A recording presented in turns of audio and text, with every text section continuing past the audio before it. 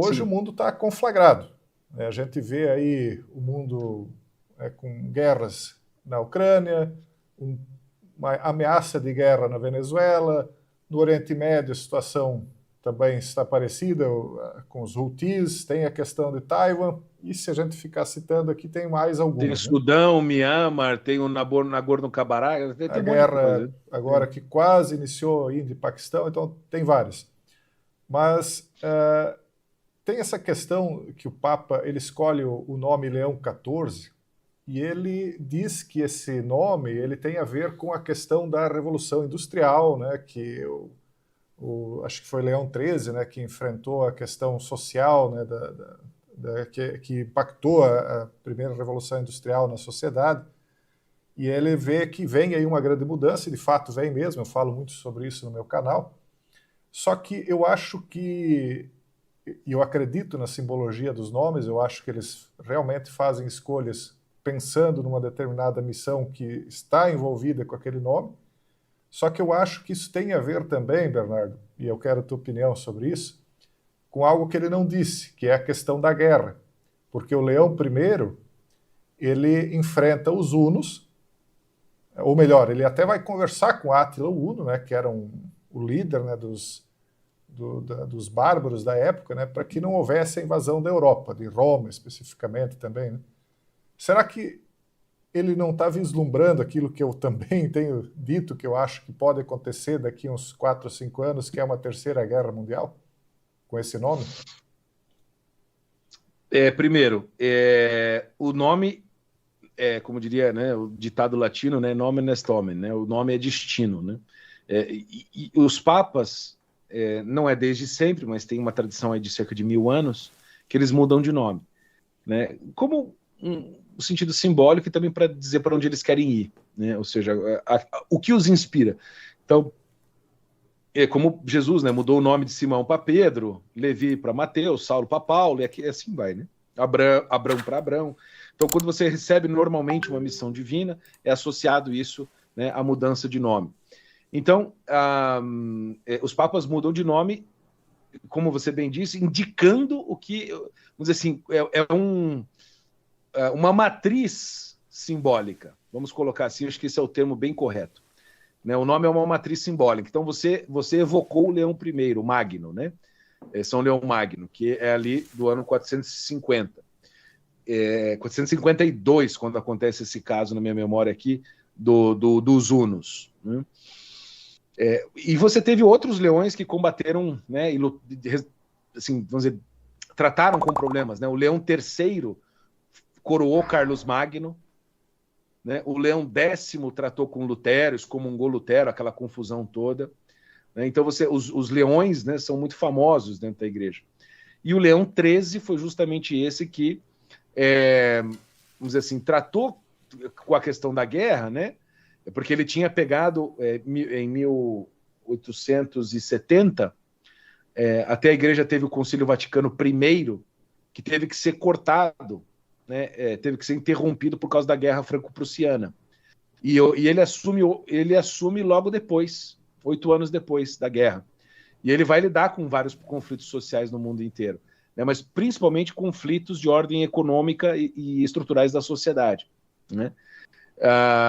E o Leão XIV, agora, quando assumiu, ele disse aos cardeais que ele assumiu o nome de Leão XIV inspirado por Leão XIII. E, vamos dizer assim, na tratativa que Leão XIII teve com as questões econômicos sociais do seu tempo, que foram respostas brilhantes, né? Muito equilibradas, sóbrias. Recomendo a quem quiser ler a encíclica dele chamada Rerum Novarum, né? Que é das coisas novas, né? Seria a tradução desse título. Agora, esse ponto que você trouxe de conflitos globais conflagrados, o Papa Francisco, por mais críticas que eu tenha a ele, acertou muito nisso, em que ele disse que nós estávamos vivendo uma terceira guerra mundial aos pedaços. Olha que expressão perfeita. Para mim é uma descrição do estado da realidade. Porque, como você disse, a guerra Taiwan com China está quase lá. Né? Ali o Venezuela está quase lá. Então, você tem pontos no mundo inteiro quase acontecendo. Né, o tempo inteiro. Aí você tem a Ucrânia, a Palestina, né, Gaza, Mianmar, Sudão, né, Nagorno-Karabakh, você tem a coisa da Índia com o Paquistão agora também, né? Então, há diversas tensões acontecendo, umas conflagradas, outras com estupim aceso, e você vê, de repente, o Papa, né, aparecendo, e a primeira frase que ele disse na loja, né, que é aquele balcão das bênçãos, onde ele aparece ali, é "a paz seja convosco", né, que é a tradução para o grego do hebraico shalom, que é muito mais do que só, tipo assim, que tudo esteja bem. Quando um judeu diz shalom, ele está desejando um estado real de paz. E não apenas um desejo de que você fique bem, né? E ele está também promovendo, querendo ser um campo de paz, quando um judeu diz shalom. Tem um peso muito grande na cultura hebraica. Então, quando ele começa o pontificado dele falando isso, shalom, a paz esteja com vocês. Esta é a saudação do ressuscitado. E esta é a minha saudação para vocês. E daí ele fala paz, paz, paz, mais umas 3, 4 vezes. E se eu não me engano, no final do discurso ele fala das guerras. Então, ele é um homem, Jason, que ele é matemático e ele é legalista, ele é do direito, né, da igreja, direito canônico. Então, ele compreende, né, ou seja, ele tem uma capacidade de cálculo né, muito grande. Eu estava lendo hoje a tese de doutorado dele. Você vê que ele quando ele era padre ainda, né, ele não, acho que ele não era nem bispo, né? Você vê que ele é realmente um homem muito detalhista, né, que compreende minúcias. Então, ele sabe que a missão dele nessa terra, se Deus permitir, vai ser ajudar a arrefecer esse fogo. A eleição do Trump ajudou a segurar um pouco, né, mas não vai segurar para sempre, porque eles precisam desse movimento. Você sabe disso. Falando um pouco ainda dessa questão da Quarta Revolução Industrial, o Papa Francisco ele falou muitas vezes em governança global. Eu não sei se tu chegou a assistir a entrevista que eu fiz aqui com o Frei Gilson, até comentei algumas coisas com ele, ele foi muito Frei Gilson? Desculpe, Frei... Meu Deus, agora me falha a memória, mas Thiago. Enfim. Exato. Ele foi muito brilhante nas respostas dele, né?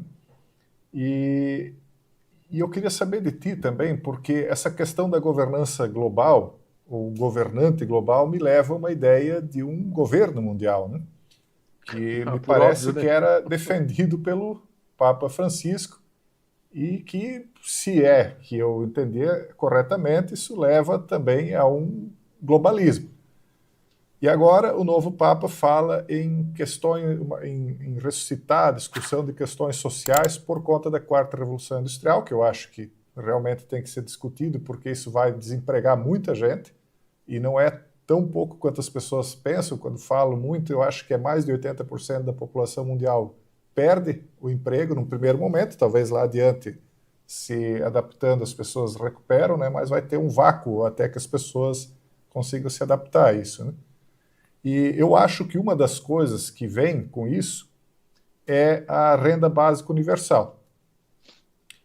Existe alguma discussão dentro da igreja nesse sentido de renda básica universal, pagamento através de dinheiro digital, ou isso não se discute ainda? Está se começando talvez a discutir algo assim?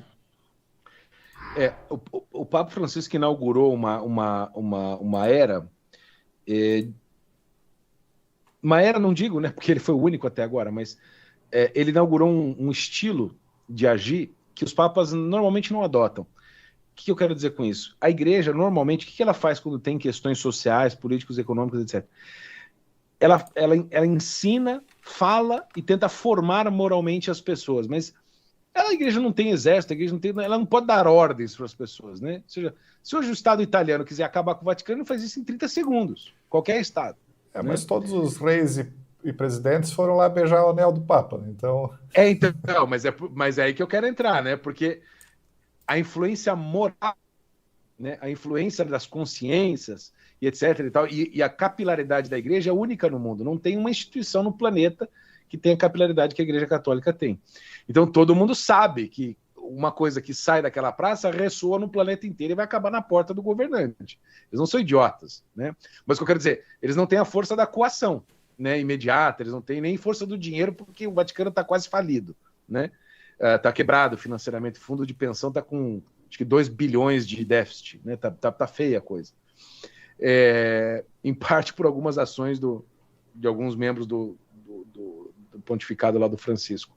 Mas então, primeiro sobre essa questão da global. Então, o que os papas normalmente fazem? Então, eles dão direções, tentam orientar, eles dizem princípios, mas não dizer coisas para se fazer, ou seja, eles dão princípios e não a aplicação deles nas circunstâncias.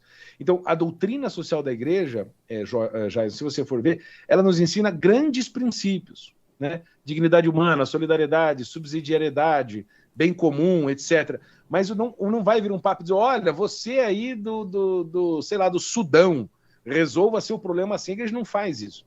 Só que o Papa Francisco, ele inaugurou um estilo, ele era um estilo que não fazia tanta teologia, mas mais sociologia ativista, que entrava nessas questões técnicas que a igreja não tem competência para fazer. E quando ela faz, ela passa vergonha. Então, quando você vai falando dessas coisas de clima, né, aí tem que, né, parar de jogar canudinho para tartaruga, né, como um símbolo, né, dessas coisas, e entrando nessas discussões que entre os cientistas não existe consenso, né, existe muito debate sobre isso, e aí você faz uma teologia a partir de um problema que cientificamente é muito discutido, né, e constrói toda uma ideia, né, que ele criou no seu pontificado da Agenda Verde, né, com a encíclica Laudato Si, que completa 10 anos este ano, né, que vai na direção do que você estava falando de governo global, de agenda, de controle social, etc., que é a agenda do que o Pascal Bernardin, que é até católico, né, chamava de o Império Verde. Né? Esse livro é muito bom, porque ele mostra o caráter anticristão dessa agenda verde. Né?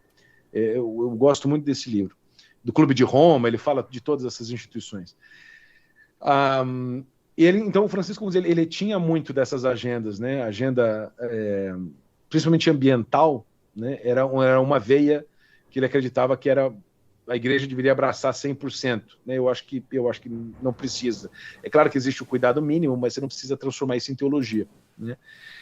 E aí, depois, sobre essas questões, você disse, né, de renda básica e etc., a igreja não trabalha com isso, assim, especificamente. Né? Pode ser que isso surja no meio de uma discussão, mas a igreja não dirá que tem de fazer isso ou não. Né? Porque os princípios da doutrina social, e isso vai nortear muito, né? Por isso que eu estou dizendo, se você quiser conhecer a cabeça do Leão XIV, você tem que estudar a doutrina social da igreja, né? Os princípios dela. Então, quando você pensa no princípio, por exemplo, de subsidiariedade, o que quer dizer? Que a decisão tem que ficar sempre próxima do problema. Então, nós não queremos que Brasília resolva um problema aqui de Londrina, onde eu moro. Porque eles estão longe da decisão. O que eu quero que resolva? Eu, se possível, resolvo com o meu vizinho aqui do meu bairro, ou então a minha prefeitura vai resolver, né? Uma empresa que é contratada. Ou seja, aquele que pode fazer, deve fazer. Aquele que não tem capacidade, não pode fazer, alguém faz por ele. Esse é o princípio da subsidiariedade. Então, a renda básica, ela só seria uma alternativa numa situação, Jason, mas daí isso é uma questão que vai ter que ser julgada pelos governos e a igreja não vai entrar nisso, se realmente, vamos dizer, a inteligência artificial toma conta de tudo, as pessoas não tiverem dinheiro, vão estar morrendo de fome, né? O que eu imagino que é um cenário bem plausível, né? E aí então os governos vão dar a renda básica e transformar todo mundo em ratinho de laboratório, né? Apertando, acende a luzinha, aperta o botão, recebe comida, né?